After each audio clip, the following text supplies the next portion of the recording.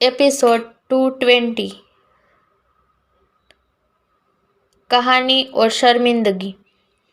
पीछे अनन्या खुद को संभाल नहीं पाई और बैलेंस बिगड़ते ही वो नीचे गिर पड़ी। उसकी दर्द भरी सिसकी सुनकर ऑफिस में मौजूद सभी ने पीछे देखा। अरशद की आंखें एकाएक सिकुड़ गई। वही मुस्कुराते हुए ईशान ने भी पीछे देखा।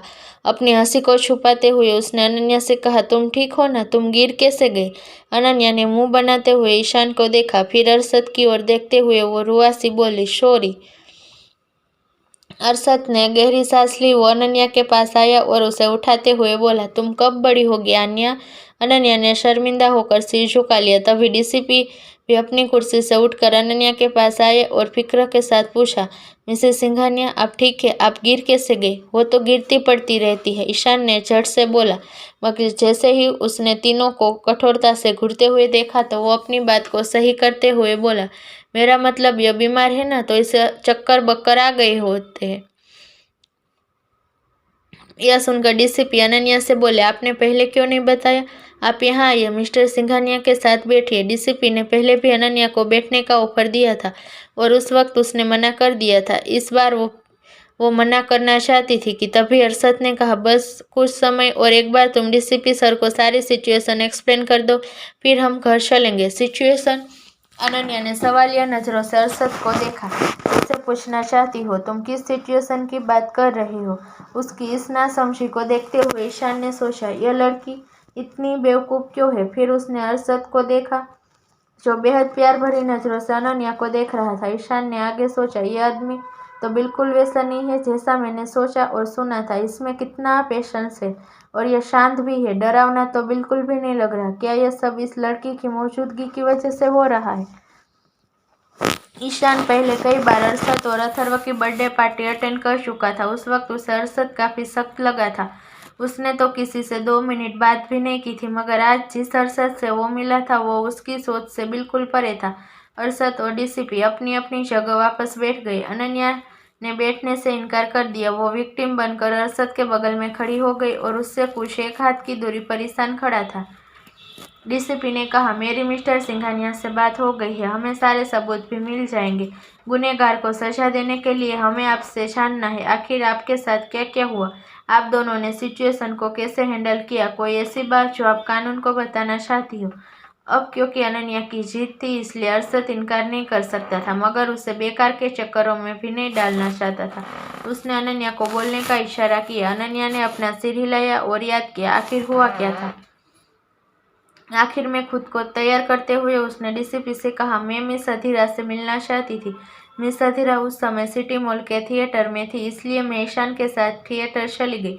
कुछ वजह से मूवी देखने आए सभी लोग बाहर थे। हम मिस अधीरा से मिल सके इसलिए ईशान ने मुझे वेट करने को कहा और खुद भीड़ की वजह जानने आगे चला गया। उसी वक्त किसी ने मेरे पीछे से मेरा मुंह ढक दिया। मैंने बचने की कोशिश की पर पता नहीं कैसे मैं कुछ ही सेकंड में बेहोश हो गई।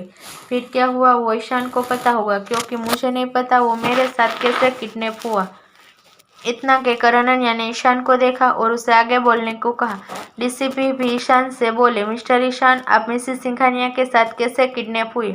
ईशान ने भी इस बारे में याद किया और बोला, वो हुआ कुछ यूँ था, जब मैं वापस आया तो अनन्या वहाँ नहीं थी। मैंने उसे आसपास ढूंढा और तभी मैंने देखा एक आदमी अनन्या को खींचते हुए लेकर जा रहा है। मैं उस वक्त उसका चेहरा नहीं देख पाया क्योंकि उसने खुद को काले कपड़े में कवर कर रखा था। मैंने उससे अनन्या को छोड़ने को कहा पर उसी वक्त मेरे सिर पर वार हुआ और मैं भी बेहोश हो गया।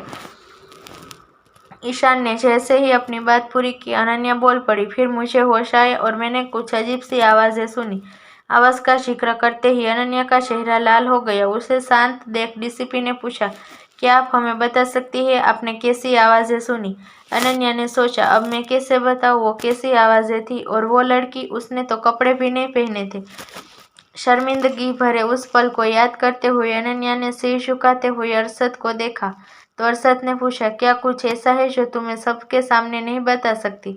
अनन्या ने जल्दी से सिर हिलाते हुए अरशद की बाजू पकड़ते हुए बोली, चलो, मुझे सिर्फ तुम्हें कुछ बताना है। इतना कहकर अनन्या ने डीसीपी से कहा, सर, मुझे अभी जाना होगा, आगे जो हुआ वो आपको ईशान बता देगा। डीसीपी ने से इतना कहकर अनन्या अरशद को खींचते हुए अपने साथ ऑफिस से बाहर ले गई। ईशान पीछे से बोला, पर मैं अकेले कैसे? अनन्या ने बिना पीछे मुड़े कहा, तुम कर सकते हो, मुझे तुम पर यकीन है, डीसीपी सर को सब बता देना। ईशान ने मन ही मन अनन्या को गालियां दी। वहीं अनन्या ने बाहर आकर लंबी सांस ली और बोली, आगे से मैं कभी कानून के चक्कर में नहीं पड़ूंगी। इससे तो अच्छा होता तुम ही उन दोनों को सजा दे देते। अच्छा, तो फाइनली तुम्हें इसका एहसास हो गया, अरशद ने कहा। ऊपर से तो वो मुस्कुरा रहा था, मगर अंदर से उसके जहन में बहुत कुछ चल रहा था। अनन्या ने झाँककर डीसीपी के ऑफिस में देखा, फिर अरशद की बाजू पकड़ते हुए बोली, चलो घर चलते हैं। डीसीपी सर को ईशान जो हुआ वो बता देगा। और मुझे कौन बताएगा? अनन्या के पीछे चलते हुए अरशद ने कहा। अनन्या ने मुड़कर अपने पीछे आ रही अरशद को देखा, फिर हंसते हुए बोली, मैं बताऊंगी ना, मैं तुम्हें बताने के लिए बहुत एक्साइटेड हूँ। यह कहते हुए अनन्या की आंखों में एक अलग ही चमक थी। कार में अनन्या ने बच्चों की तरह अपनी आज की बहादुरी भरे किस्से को सुनाते हुए कहा, तो हुआ कुछ यूँ था, जब मुझे होश आया तो हम एक कमरे में थे जहाँ हल्की रोशनी थी और कुछ अजीब सी आवाज़ें आ रही थी। आवाज़ें? अरशद ने पूछा तो अनन्या ने सिर हिलाए और बोली, हाँ, पहले तो मुझे समझ नहीं आया आखिर वह हो क्या रहा है, मगर जैसे ही मैंने अपने सामने का नज़ारा देखा, मेरी आंखें हैरानी से बड़ी हो गई। मतलब तुम यकीन नहीं करोगे, उस वक्त मुझे अपनी आंखों पर यकीन नहीं हो रहा था। एक पल को मुझे लगा मैं कोई गंदा सा सपना देख रही हूँ, मगर जैसे ही मैंने ईशान को देखा, मेरी हैरानी डर में बदल गई। उस वक्त मेरे दिमाग में एक ही बात थी, मुझे ईशान को बचाना है, मैं उसके साथ गलत होने नहीं दूंगी। अरशद ध्यान से अनन्या की बात सुन रहा था। वहीं ड्राइव कर रहे ड्राइवर का ध्यान भी अनन्या की कहानी पर था। उसने अनन्या की कहानी के बीच में ही अचानक से पूछ लिया, मैडम, आपने यह तो बताया ही नहीं, आपने क्या देखा जिसे देखने के बाद आपकी आंखें बड़ी हो गई? अरे वो तो मैंने उसे बिना कपड़ों। कहते कहते अनन्या को एकदम से रियलाइज हुआ सवाल पूछने वाला अरशद नहीं, ड्राइवर था। उसका चेहरा फिर शर्मिंदगी से लाल हो गया। ये देखकर अरशद ने उसे अपनी तरफ खींच लिया। अनन्या को गले लगाए उसने कहा, ठीक है, अब चुप हो जाओ। अनन्या ने हाँ कहा और अपने नाखून चबाने लगी और सोचने लगी, मैंने सोचा था मैं सबको बताऊंगी, मैंने ईशान की जान बचाई, लेकिन उस लड़की की वजह से मैं अब किसी को बता भी नहीं सकती। काश उसने थोड़े कपड़े पहने होते, पर नहीं, उसे तो छी।